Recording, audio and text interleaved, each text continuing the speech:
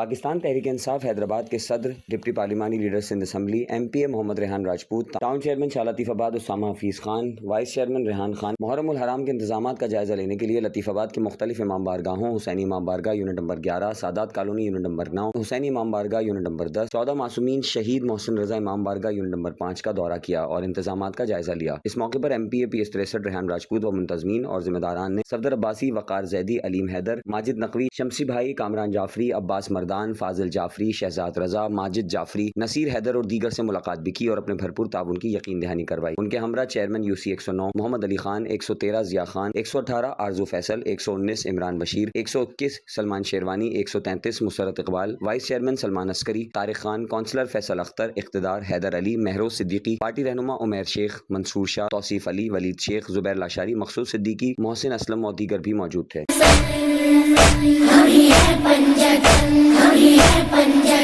میری کیا ہے خطا، میری کیا